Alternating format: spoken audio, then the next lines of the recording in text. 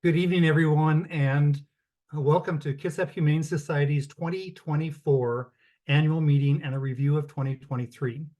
I am Scott Menard, the board president, and I'm very proud to share what we were able to accomplish this past year. It was a year that started in turmoil as we went through a change in leadership. But we're delighted that we put the right people in charge. Dr. Jen Stonequist and Jamie Nokla, who as the interim co-executive directors.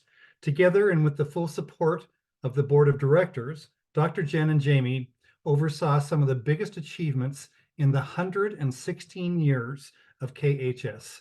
In fact, when the history of this organization is written, it will recall a series of events that, thanks to a dedicated team of staff, volunteers, and others, immeasurably strengthened the community safety net that KHS provides. The best advancement, of course, was the construction of the Russ and Linda Young Veterinary Life Saving Center, springing from the 2019 change in the way that humane societies could administer medical care, a change in the Washington state law that, by the way, was brought about by the efforts of Dr. Jen and her fellow veterinarians.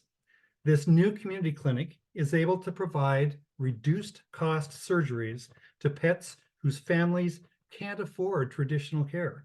It's a game-changing addition to the landscape of veterinary care and an invaluable resource for those who need it. On the other end of the campus, the south end of the campus, we also completed the Big Animal Barn, donated by the Jacoby Family Foundation. This facility allows our animal control officers to house livestock and other large animals in the short term until their people or a more suitable or appropriate place to live is found. And it augments the services we're able to provide the people that we serve. And 2023 wasn't just about construction. We saw some fantastic operational accomplishments as well. All told, we adopted out 3,497 animals. We altered 4,472 animals, and we found foster homes, thanks to our good-hearted volunteers, for 1,048 animals. To help fund the care and progress of all of these pets, we held dozens of hugely successful events, including our 30th annual Animal Crackers Gala, our Putting for Pets golf tournament, and Pets Walk in Paulsbo, with the next one coming up on June 1. Make sure it's on your calendar.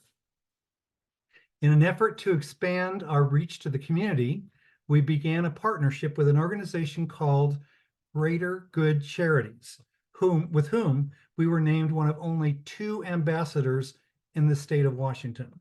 Through this collaboration, we are able to facilitate deliveries of donated food and other products that will not only help our operations, but will also allow us to share with other charities who are in need. And in September, we received a kind of validation that we're doing things right, when after a long, exhausting process, we were accepted to the PetSmart Charities Accelerator Access to Veterinary Care Program.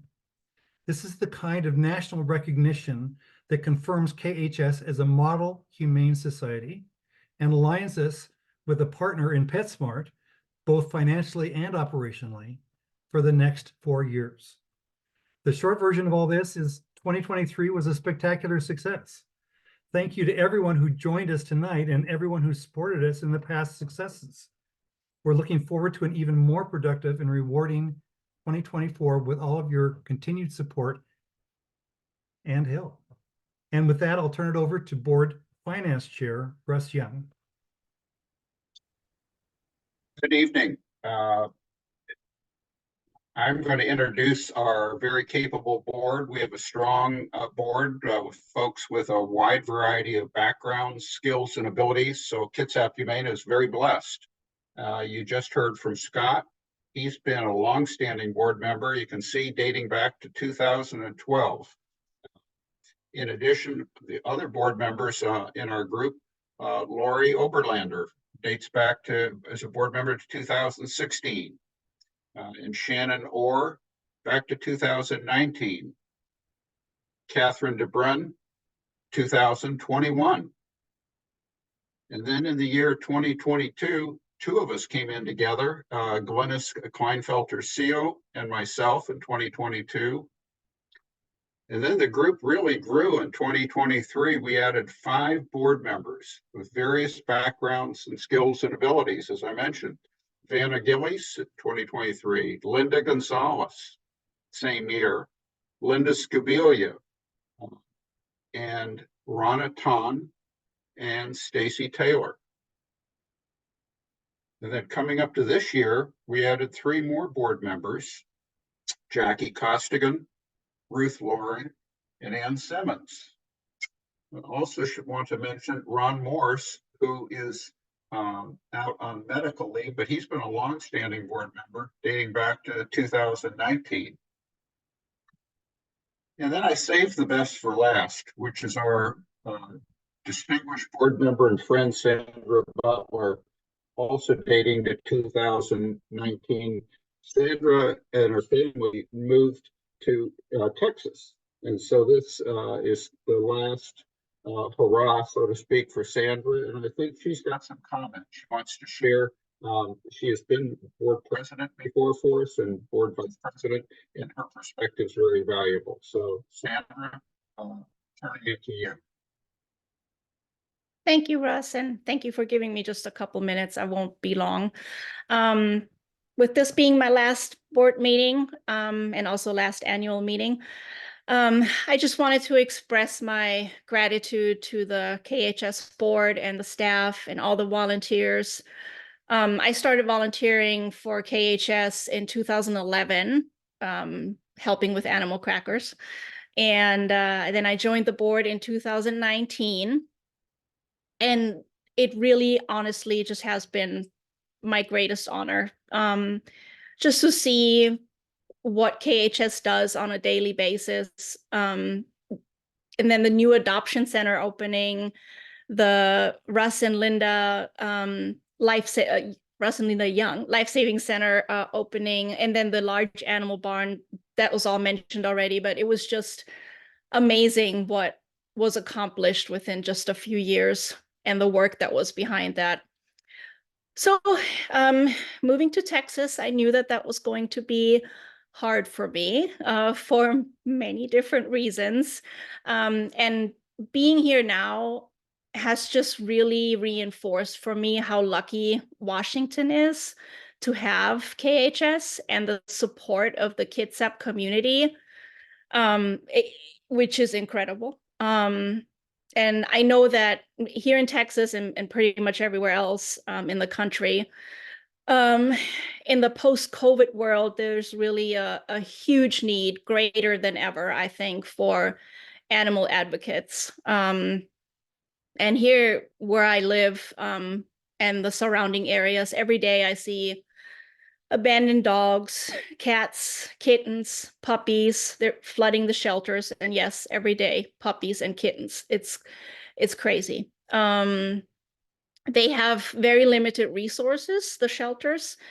The shelters and rescues are completely overwhelmed. And it's been heartbreaking to see. So I will ask you, being the staff, probably for tips every now and then to see if I can maybe steal some ideas to help the people here, because the people that do care here, they work so hard every day and try to make a difference, and they are making a difference. It's just harder here. So thank you again for letting me be a part of Team KHS, and I will miss you all. I already do. And now I will stop before I start ugly crying. So thank you. Sandra, thank you for not only your membership in the board, but the leadership you provided. You've been a fantastic board member, and we will miss you significantly. I personally will miss you. It is now my honor to introduce the new slate of officers.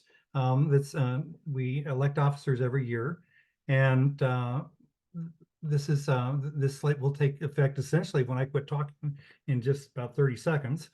So the new officers for this year as president will be Glennis Kleinfelder-Seo, Vanna Lombardi is going to be the vice president. Treasurer will be Rush Young, and secretary is Stacy Taylor. And I want to congratulate and thank you all for your willingness to accept the responsibilities that this leadership entails. Thank you very much. So it is now my honor to introduce the staff, the leadership staff for KHS. We're going to start with Chase. Hi, everybody. My name is Chase Conley, and I'm the Director of Animal Control. And I've been with KHS. This will be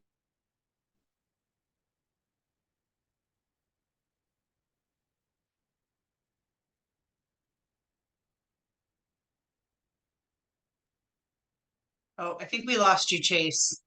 How many years?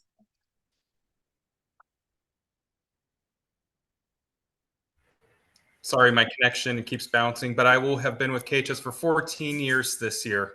Wow. Ooh.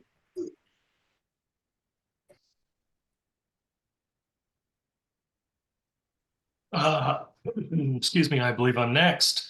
I'm Mike Bush. I'm the Director of Communications. I've been with the group for just about a year now. So thanks. I love it.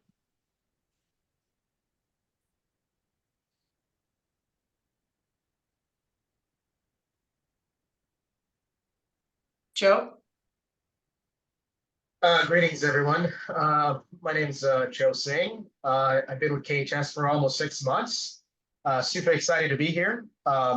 And I serve the organization in the capacity of finance and HR. Thank you. Hello, everyone. I'm Lisa Chastain, the Director of Animal Welfare, and I have been here for just over a year and a couple of weeks, I believe. So super excited for the next year and what it may bring. And I'm Dr. Jen Stonequist, and I've most recently been serving as the ED overseeing animal welfare and medicine, but I've been with the organization for, it will be 13 years and a couple of weeks, serving with veterinary services. So really has been a wonderful journey here with you all. Hi, and I'm Jamie Nakula, and I joined the organization 3 years ago in January as the Director of Philanthropy, and over the last year have been supporting the organization in operations and our fundraising efforts still through philanthropy. And that is your senior leadership team. And with that, I'm going to turn it over to Glennis, our new board president. Welcome, welcome. Thank you, Jamie. Good evening, everyone. My name is Glennis Kleinfelter-Cio, and I am the newly elected KHS board president. It is an honor to serve the organization in this capacity, and I'm very pleased to be here tonight. So we have an exciting announcement to share. Last spring, we experienced a gap in leadership with the departure of our previous executive director. On March 16th, 2023, Jamie Nakula and Dr. Jen Stonequist were appointed interim co-executive directors of the Kitsap Humane Society. In addition to this new responsibility of providing leadership to the organization, they continue to fulfill their other duties as the Director of Philanthropy and the Director of Veterinary Services. This was a time of transition. I mean, as Scott mentioned just a few minutes ago, there were many challenges and accomplishments in the past year. Jamie and Dr. Jen navigated these changes with grace and grit, but they didn't do it alone. It was made possible by the amazingly talented team of coordinators, managers, and directors that they have placed in key roles throughout the organization. So I'd like to take a moment to thank all of you, and many thanks to the staff and volunteers at KHS. You have our gratitude. So fast forward to the present day. Following a performance evaluation and analysis of comparable organizations with a co-executive director model and discussions at the board level, it was decided to make Jamie and Dr. Jen's interim roles permanent, effective April 22nd, 2024. Jamie's new title is Executive Director of Operations and Philanthropy, and Dr. Jen's new title is Executive Director of Programs and Services. Our executive directors have the support of the board, and on behalf of the board, I invite all of you to please join me in congratulating Jamie and Dr. Jen on their new permanents.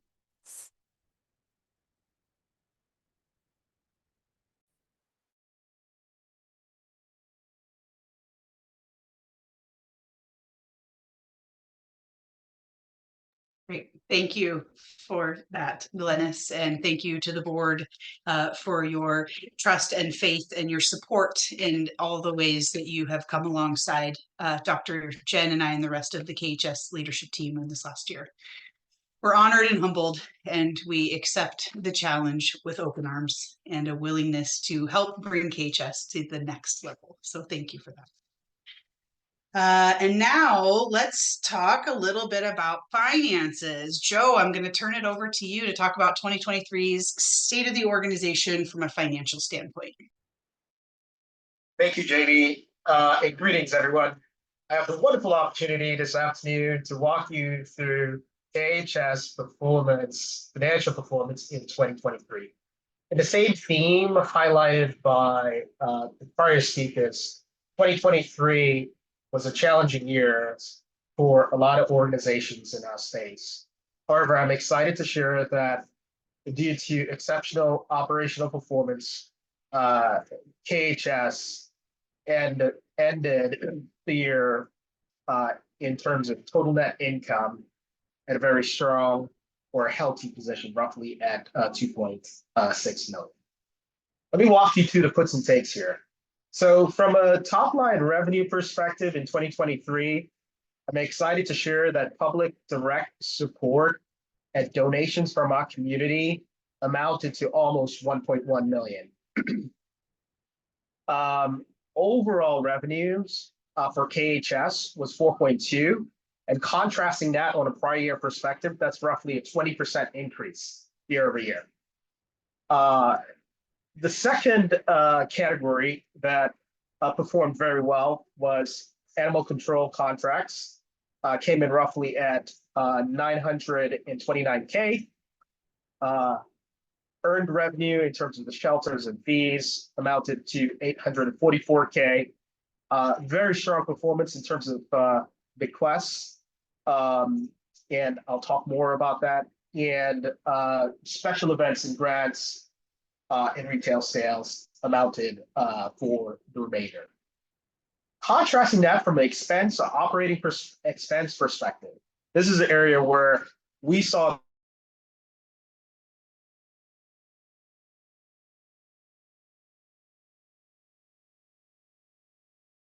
we have the right people in the right roles to deliver the right outcomes.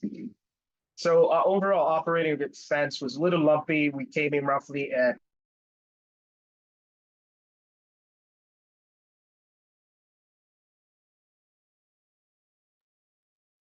Hey, Joe, you're muting. Yeah, Joe, you keep muting in and out. Oh, I'm sorry. Can you guys hear me now? Am I audible?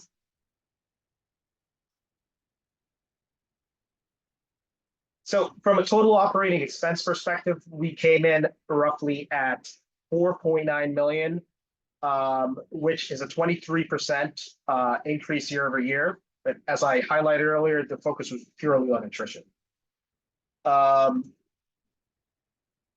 In terms of operating income, we exited the year with a net deficit of roughly 700K, slightly higher than where we expected to land.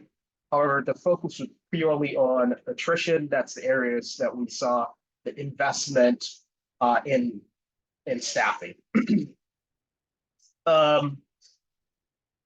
From a non-operating expense perspective, so things that are not related to the core of the operation, we saw really strong performance in bequests and capital giving, which amounted to a positive $3.4 million, resulting in total net income exiting 2023 of roughly $2.6 million, putting us in a very healthy position.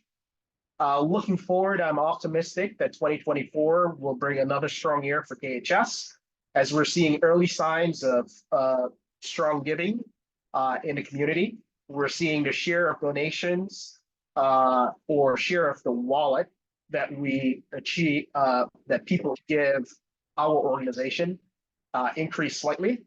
And we're seeing another strong year of gifts from bequests. So very optimistic about 2024, and kudos to the exceptional performance that the team was able to deliver in 2023 as managing kind of headwinds and challenges. Thank you.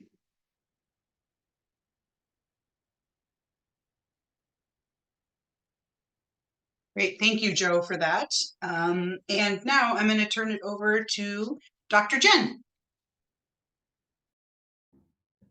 Thanks, Jamie, and thanks, Joe. Yeah, we wanted to take this opportunity with everyone on the call to give you all an update on the current state of animal welfare, not only here in Kitsap County, but nationwide. As we've alluded to a couple of times in the call so far, a lot has transpired over the last few years as we emerged out of COVID and into what has now become a new normal for animal welfare, right? Things look different. Shelters have banded together to share information and data and work together on the collective challenges we're facing, but there's some hurdles that we're looking at. I wanted to bring up the organization Shelter Animals Count. If we can go to the next slide. They're an organization that's been collecting data from now over 7,000 animal welfare organizations across the country. So this kind of data collection is something that animal welfare has been missing historically, and the COVID crisis really allowed us to find a blind spot, right? Like we had these normals, we knew what to expect, and then COVID happened and a lot of things changed. And we were all facing these new challenges and needing a way to really look at how the animal welfare movement as a whole was being affected so that we could learn from each other and share information about how we could move forward. So if we go to the next slide, this is a map of what that reporting system looks like. So you can see our region is over there in the orange. We've got over 500 shelters and close to 2,000 rescues reporting in from our region alone. But across the country, again, it's over 7,000 organizations accounting for millions of animals moving through shelters. So for the first time, we're really able to look at not only local trends or organizational trends, but national trends on how things are changing in the field. So we'll talk a little bit about that because we've learned. If we go to the next slide, there are a lot of challenges that have emerged out of the COVID crisis. When we went through it in the beginning, there was this major effort to get medical supplies and conserve resources in a way because we were experiencing a nationwide crisis. So largely animal welfare organizations completely eliminated spay-neuter on a large scale. This meant that more litters were being born, more unwanted pets. And one of the statistics that came out of the COVID crisis was really unfortunate. We had done years of work to elevate the spay-neuter work that we're doing in our local and collective communities to help mitigate unwanted animals. And that year and a half span of the cessation of spay and neuter, the impact was putting us 40 years in the past. So if you think about 40 years of progressive animal welfare practices of spay neuter, basically wiped out. And if you think about one cat having 6 kittens who then have 6 kittens in 4 months' time, that pyramid of impact of lack of spay neuter can be astronomical. So not only here in Kitsap, but nationwide, this impact of the COVID crisis has been lots more animals being born, lots more animals entering the shelter systems needing homes. There was also this turning inward that we all experienced during the COVID crisis. We were quarantining at home. A lot of people were working from home or might have been without jobs. And people were wanting those companions at home, right? It was time for a new family member. They had more time for their dogs and cats. But as we emerged, this meant that those pets that were getting a lot of direct interaction and socialization in their home environments were now faced with their owners leaving and going back to work. Many of the pets that grew up in the COVID crisis were not socialized in the way that they typically were. People weren't taking them out or meeting new animals. And so their worlds were smaller. It's actually been seen too on a human scale, right? Young infants growing up acutely in the COVID crisis, it does develop behavior, or it does impact behavioral development as well. But what it left us with in the animal welfare world was this influx of under-socialized animals with lack of social skills and confidence coming out of the COVID crisis, right? People were going back to work and finding that they didn't have the resources to be able to give their pets what they needed. And they were seeing some behavior concerns emerge, particularly with dogs who traditionally were out on the street, socializing, visiting friends and family, getting used to different experiences. But these dogs, their worlds were really small growing up through COVID. And so there's also the impact of the economic crisis that we've all faced with COVID. The cost of living has gone up. The cost of owning a pet has gone up. The cost of veterinary care has gone up. That was one of really the motivating factors even before the crisis emerged for KHS to take this step in being able to support pets in their homes. We knew 5 years ago, 10 years ago, that the animal welfare movement was moving towards not only adopting animals out to families when they needed homes, but also supporting those pets in the homes with the families that love them. And so we've seen that crisis really re-emerge or speed up with COVID. A lot of people are facing economic crisis and not able to keep continuing to care for their pets. And so they turn to KHS and other animal welfare organizations across the country to help them find their pets' homes. And so what has this left us with? Not only at KHS here in Kitsap, but also nationwide, shelters are experiencing an increase in local intake, dogs with increased behavior needs coming in who are needing a high level of care and training to be able to overcome these barriers, many of whom do not succeed in a shelter environment.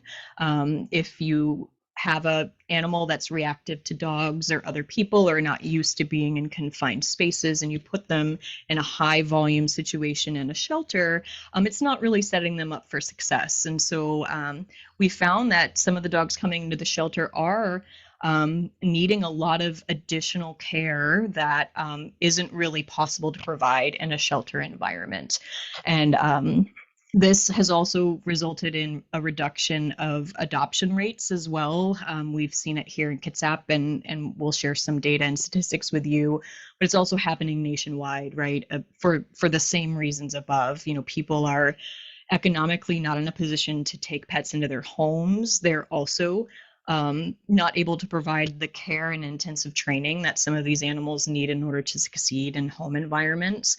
And so it's left the animal welfare industry in this situation where we're being asked to help with a lot of animals that are requiring a high level of care that the traditional animal welfare sheltering organizations aren't equipped to provide. And it's not just shelters, you know, we're seeing it in the community as well. This is something that's happening on a large scale and has been seen elsewhere here in Kitsap.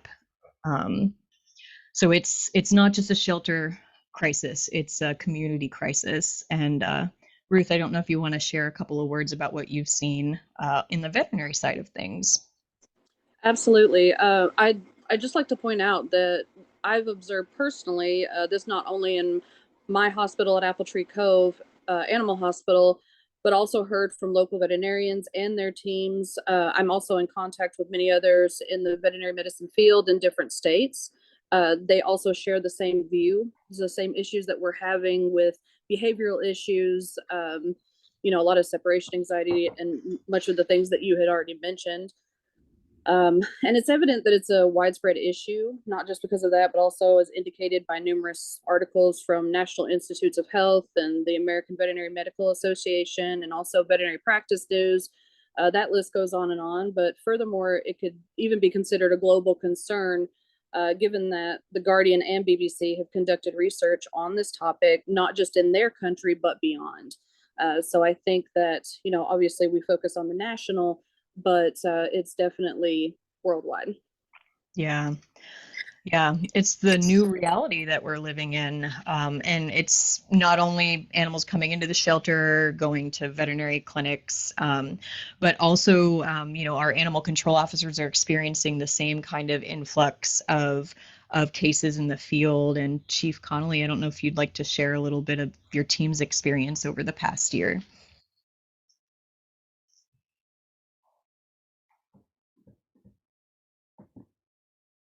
If Chase is still available, I know he was having some technical difficulties.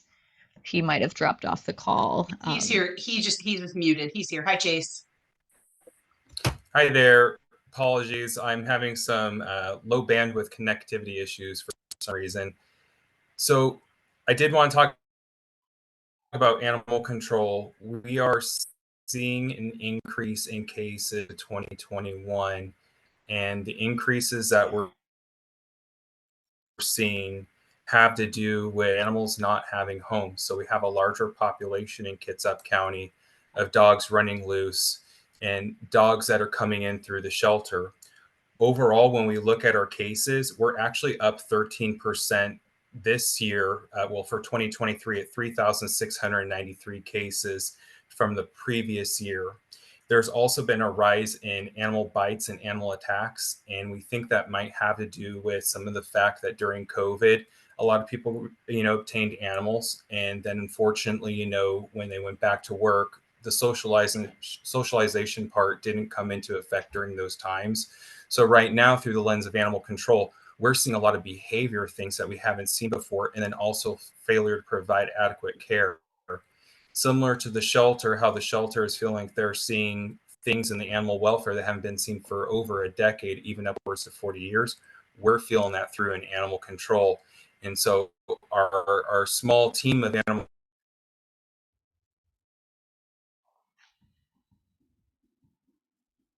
control is doing everything we can, providing services, and it's going to take time to get out of this, but we're continuing to make steps forward in this process. Yeah, it's a challenge that we're facing everywhere, right? And yeah, thanks, Chase, for sharing. I think it's one of those things in animal welfare, things ebb and flow, and being in the field for over 20 years, these trends can happen, and we're just facing this influx of need right now. Mike, if you can go back just a couple slides to the articles, one more, yeah. So this is just a few examples of headlines across the country that have been seen talking about this animal welfare, the intake crisis at shelters. We're not alone seeing the local intake flux. The Shelter Animals Count organization put this statement out that I thought was pivotal enough to share, just kind of explaining from a collective sense of what we're facing. They said 2020 marked a pivotal reset in animal welfare, showcasing the power of unity and fostering creativity and innovation. It also unveiled vulnerabilities in the system. In the years following, we have seen steady increases in animal intakes, flat lines or even decreases in outcomes, and a persistent gap in animals awaiting an outcome. The result, an ongoing capacity crisis. Entering our fourth year now of this new normal, we are faced with confronting the challenge of the year-over-year buildup of animals that have entered and lingered in organizations. And we'll talk about a little bit about length of stay at KHS in a minute. But with that, waiting for an outcome, the total almost reaching 1 million animals backed up in the system nationwide since 2021. And as recent trends indicate another challenging year ahead in 2024, shelter's animals counts remain steadfast in our commitment to supporting you being us, the animal shelters in need. So, so this is something, again, like it's being mirrored across the country, and we can share the next slide now. I did want to extend out this invitation to Shelter Animals Count. It will send a link in the follow-up email from this meeting, but the Shelter Animals Count data is open source and available to anyone interested in taking a deeper dive into the numbers. It's www.shelteranimalscount.org. And it's really neat if you're a data nerd like me to really dig into the national trends and also look at regional trends as well. And so today what we're going to do is we're going to look at trends here in Kitsap. And particularly because we know that dogs are the place of challenge that we're facing right now, especially with those behavioral concerns and the increased influx of dogs needing adoptive homes. We're going to take a look at those numbers to highlight what we're seeing in Kitsap and how that relates to national trends. So we can go to the next slide. So this graph is showing you the rate of stray dog intake over the past 3 years. So you can see 2021 and 2022, the green and blue lines, and then you'll see 2023 in orange and that sharp uptake in stray dog intake. We have been seeing this on a considerable level at the shelter. It shows up in those dogs that are coming in with unknown histories needing extensive care. And we can go to the next slide. And so this slide kind of shows you the rate of stray versus owner surrender versus transfer intake over the past 3 years. So the top right-hand corner is 2021's intake. And as you can see, stray intake the yellow accounted for 55% of overall intake. But we still were transferring in a decent amount of dogs. We transferred in, I think it was 220 dogs in 2020. Actually 222 dogs in 2021, and then our owner surrenders accounted for roughly 22% of intake. And then looking at 2022 to the top left, you can see our transfers continued to decline as the local need and the local rates of intake went up. And then finally 2023 is down in the center, and you can see we reduced our transfer intake significantly of dogs from other areas. We actually only transferred in 25 dogs in 2023 altogether, and many of those were small dogs who were facing urgent critical need in many local or like regional organizations. So you can see the trend of local intake just continuing to climb over the last 3 years. And the last slide kind of pictures, the next slide pictures it a different way. We're looking at intake by the numbers, and you can see the bar graph chart of that stray intake continuing to significantly increase, transfer at the top becoming minimal, and then overall intake numbers continuing to steadily climb with dogs. And so what does this mean? This means that we have more dogs coming into the shelter, not only overall, but more dogs coming in from our local community. Many of these dogs are needing significant medical and behavioral support as people are faced with the situations where they're unable to provide care or facing challenges both behaviorally and medically where they cannot provide the level of care that pets need. It's also meant that we've been doing as much as we can to mitigate the impact of transfers, but what that's left us with is many of those transfer dogs that we were taking in years past and before COVID, we were, at times bringing in 600 plus dogs to transfer in for adoption. Those animals are usually highly adoptable. They've already been vetted and screened, and they're literally just needing homes. And so those transfer animals really serve to help them get quickly adopted, but also increase traffic through the shelter with highly adoptable animals to further increase the visibility of those animals that were more needing homes. Now, if you walk through the shelter, and many of you have been at the shelter, volunteer work and support us, you'll see that many of the dogs are stressed, and it's a challenging space to be in the kennels right now because many of the dogs, you know, they're needing more support and not necessarily getting adopted as quickly, which results in a longer length of stay. And so if we go to the next slide, you can see our dog adoption rates. So this slide shows a little bit of a bigger span of time. So the blue line at the top is way back in 2018. 2019 is the orange line, and then 2022 is gray, and 2023 is yellow. So you can see the available adoptable homes for dogs has decreased significantly with the COVID crisis. And so what does this mean, right? We're having more dogs come through the shelter and less dogs getting adopted, and dogs coming to the shelter and staying longer before they get adopted. And if you've been you know, to the shelter, you know that we do as much as we can to support the animals in our care, but it's rough to live in a kennel for a few weeks and not really be able to have that love and support of a loving home. So many of the dogs, you know, they're finding it challenging to live in the shelter environment for an extended period of time. We can go to the next slide. It's not only an impact on dogs, it's also cats as well. The influx of cats entering animal welfare organizations as strays experienced a notable uptick. You can see in 2023 and 2022 versus 2021, our stray intake has gone significantly up as well. And again, this is in part due to the lack and cessation of spay-neuter, resulting in more animals being found and needing homes. We've seen a higher influx of stray cats with varying levels of socialization come through the shelter.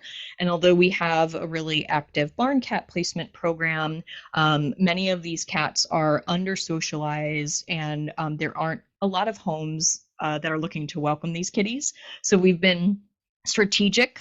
We've been moving towards the best practice of trap, neuter, release for these kitties when they come into the shelter. We know as an animal welfare movement that when we have communities of cats in the area, the best thing that we can do is get them out, spayed, neutered, vaccinated, and put them back in place, because that removes that vacuum that occurs when you just remove animals from a space where there's resources. More kitties will move in. And so we've been really strategic about making sure that we're doing our due diligence to serve the kitties of our population as well.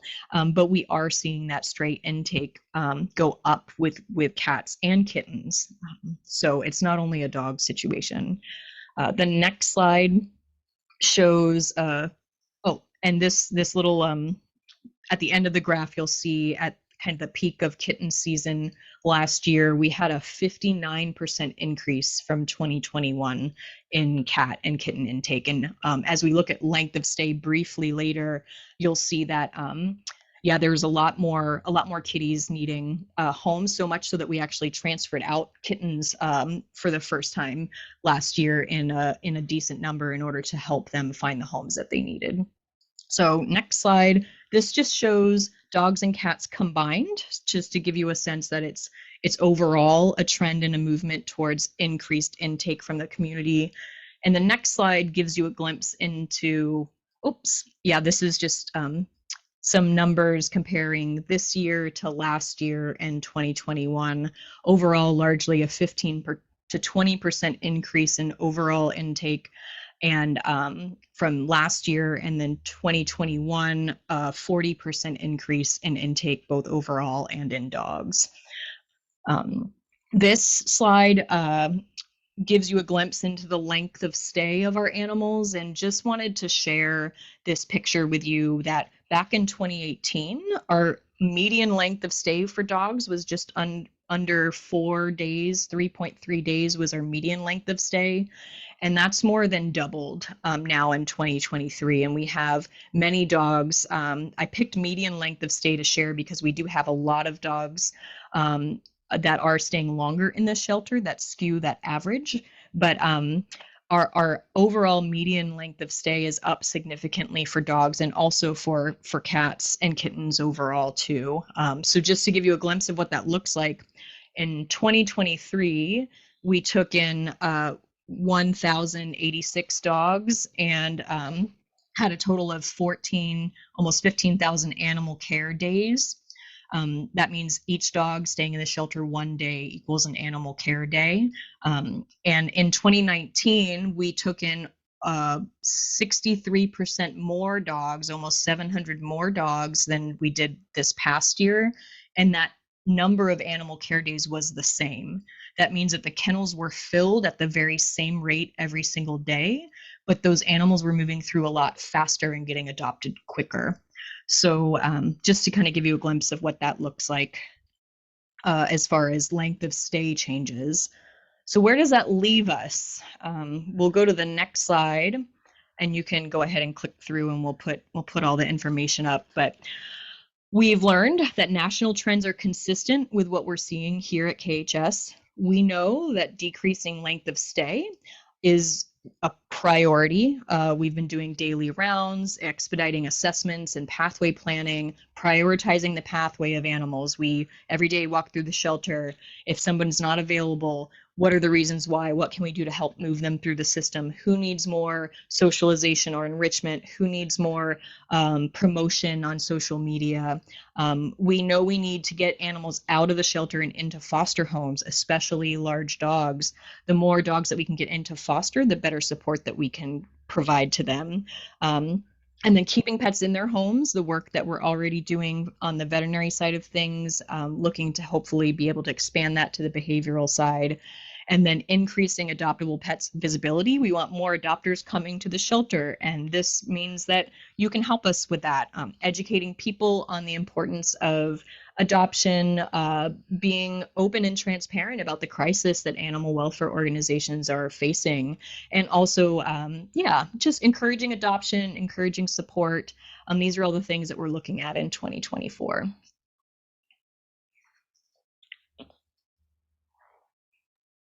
So with that, Wow. I'll turn it over to Jamie. Thank you, Dr. Jen and Chase and Ruth. It's very, very eye-opening to see the statistics, and it's a very challenging time in animal welfare, and it's just nice that we have such a great, committed, caring group of people doing the work. So I believe Mike is up now with some questions and answers. All right. Excuse me. First, we're going to, these questions were selected from submissions emailed to us. We know that there's going to be additional questions. If you have any, please email me at mbush@kitsap-humane.org, and the most appropriate person for the question will get back to you as soon as we can. Our first question is for Lisa. Lisa Chastain. Will Kitsap Humane have a barn cat program, and how does KHS support TNR efforts? Yes, as Dr. Jen had mentioned, we do have a very active barn cat program. We have 10 cat enclosures on site that are primarily for feral kitties or community cats when they come in from the public. However, as with our dog situation, we are frequently overwhelmed with the number of cats coming into traps. We do not have a method of holding kitties who are community cats for long periods of time. It's simply not humane. So really the best way that we can help these cats is by having them come in and get adopted quickly into bond cap programs. We currently do not have the capacity to take in cats and traps by people just walking in. They do have to make an appointment, and that gives us a chance to have a discussion with the person to see if perhaps TNR, trap, neuter, release, would be a better option for the cat, rather than bringing them in and stressing them out into our facility. For our TNR efforts, we have been hosting approximately one TNR day a month, where we primarily focus on community cats for spay and neuter. And then we also frequently open up appointments during the week for our community cat caretakers. Those are offered at a much reduced fee. We do have information on our website that gives information if you're caring for a colony of cats, or if you just have a single cat, and how to schedule that appointment. We may have to take a break during our busiest months when we expect to be over capacity with strays and kittens coming into our facility. But definitely TNR is going to be our main focus once we get through the summer, to hopefully really make an impact on helping stem that local intake. So, thank you. All right. Thank you, Lisa. Our next question is for Jamie. Pre-COVID, KHS would have in-person annual meetings and present awards to volunteers to show their support. When will this practice return, and what is KHS doing to show support for volunteers now? Great question.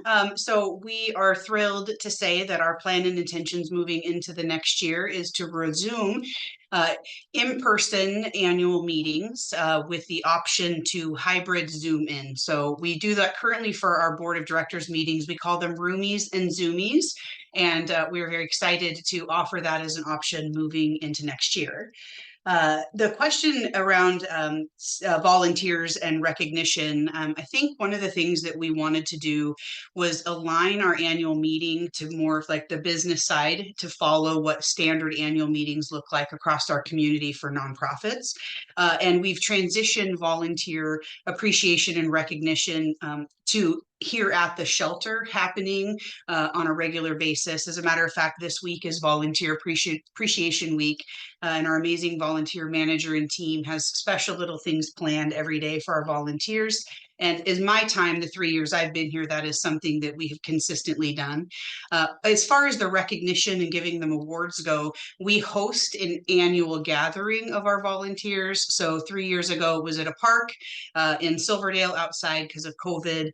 The following year, it was a Halloween party in October. And last year, I think it was in May or June, and it had an outer space themed.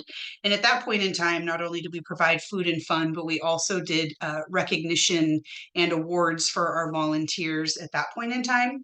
And I know that the question is intended around getting access to our board. And I guess one of the things that I would like to also add in there is that we have a very engaged board when it comes to being out and about in the community. So instead of saving board interaction for one time a year in our annual meeting, I'm thrilled to see that the majority of our board shows up at every single external event that we have, whether it's Animal Crackers or our Pets Walk or our Pints for Pets.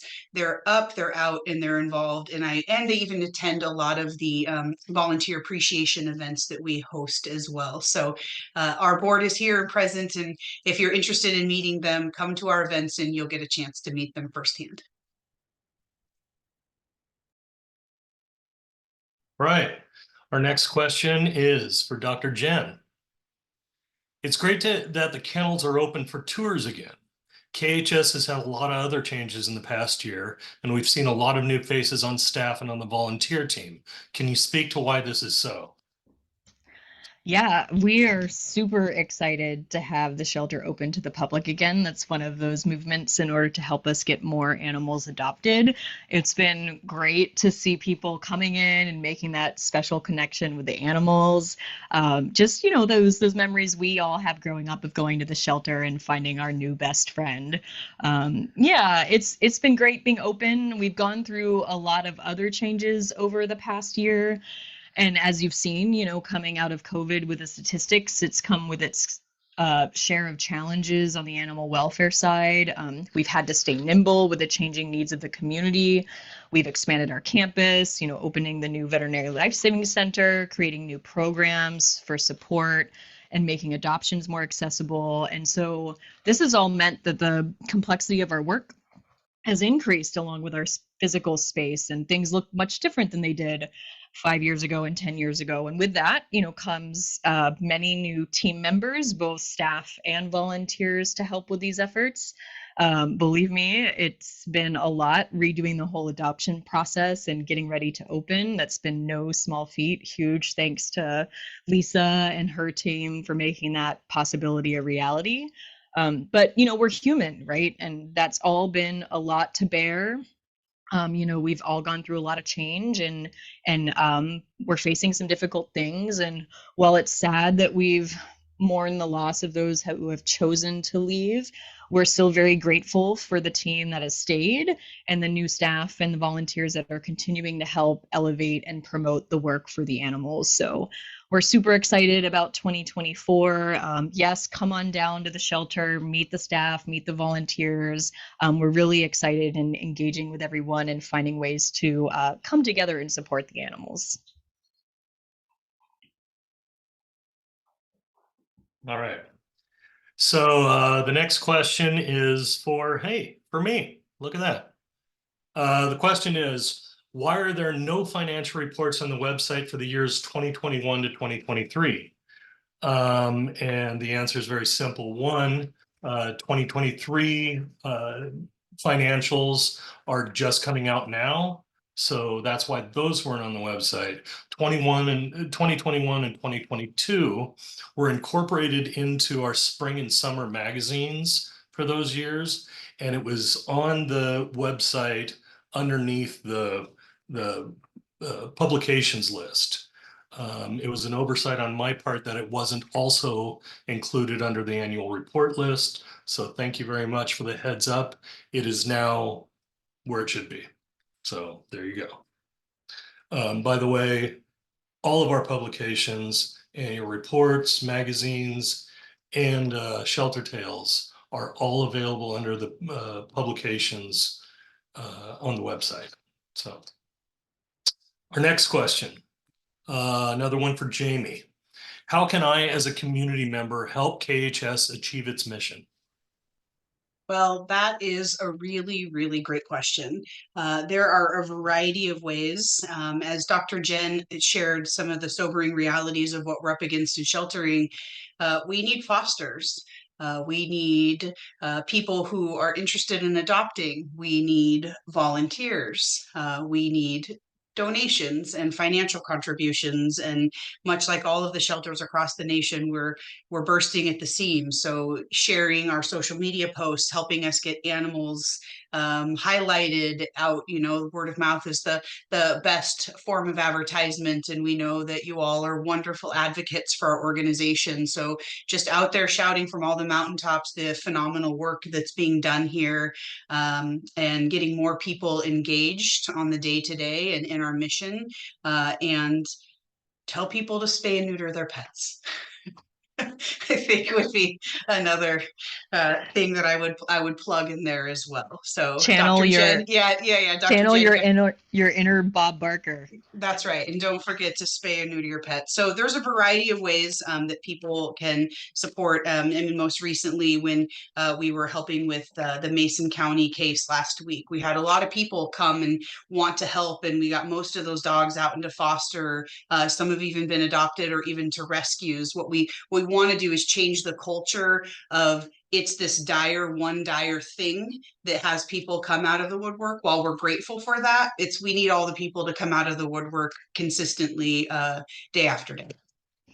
Yeah, it takes a village, I mean, animal welfare, we've seen these trends before, will come out of it and be in a better place again. And I mean, I think that's the magic of Kitsap is we come together, we help each other, we help the animals. Like, this is not anything that we haven't faced before. And I'm internally grateful for this team of staff and volunteers. And 100% the community behind us. Like, it is an incredible gift to be here in Kitsap, to have so many people leaning in and helping, and we really appreciate everyone's support.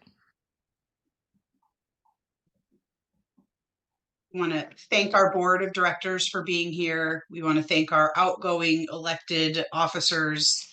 We want to welcome and thank our incoming officers, all of our staff and volunteers that are on the call, our community members and supporters. We are eternally grateful for each and every one of you.